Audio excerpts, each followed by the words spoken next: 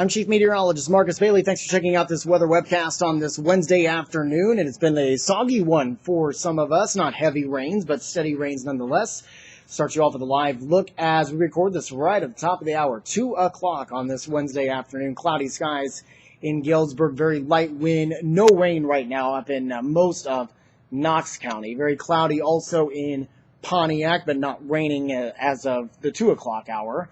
Let's head over to Peoria, where we've seen a few showers here and there. Very light rain and a busy riverfront. Later on this evening, of course, Taste of Peoria will be going on the Peoria side of the river. Let's go to the other side of the river. From OSF, you can see some wet roadways there looking down on Interstate 74. Let's flip over to X-Vision. Again, recording this at 2 o'clock, so this is a live look for the early afternoon, and a good bulk of rain right now. Very light rain. These aren't downpours right now.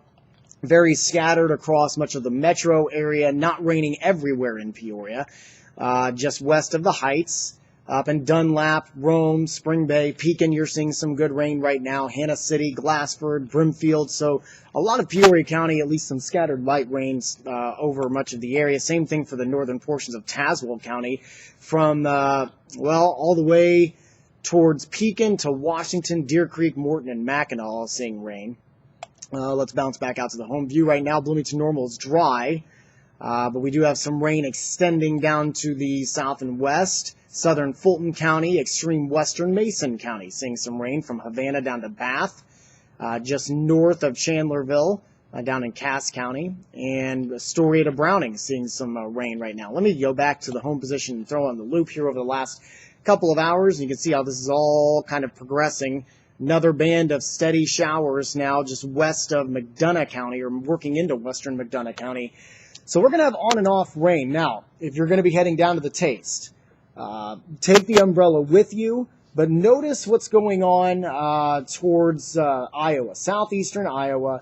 There is some break in the rain. Models have been looking at the possibility of a little bit of a window starting maybe around 6 o'clock tonight, hopefully progressing until the late night hours. Once we wrap everything up downtown at the riverfront, I think most of the Taste should be dry. I would take the umbrella just in case. But we're optimistic here, although it will be cloudy and cooler, not jacket weather, but a little bit cooler than the past couple of days. I think we're going to be on the dry end of things. So fingers crossed that looks like that will hold true. Now, we're not completely done with the rain. We'll have more chances overnight tonight and heading into tomorrow.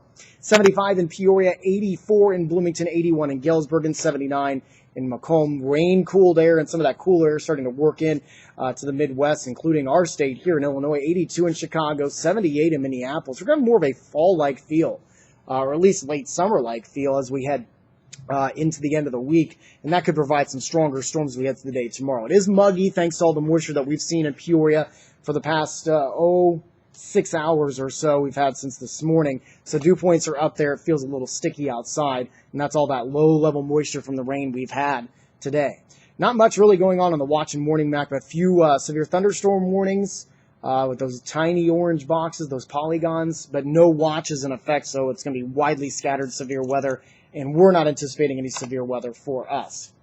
Here's what we're looking at as we roll through the evening tonight. As I mentioned, around 6 o'clock, I think we're going to dry things out, but the chances will start to get a little bit better as we get into the mid-evening hours, trying to be optimistic that a lot of this rain will hold off until the late night into the overnight hours. But again, take the umbrella out if you're going to be out and about this evening, including the Taste of Peoria. 78 around 8 o'clock, 75 at 10, and 72 at around midnight. Here's Futurecast, and here's why we're thinking this. Again, scattered showers, but then we won't see a return of any significant rain until overnight tonight. That's one of our most recent model runs.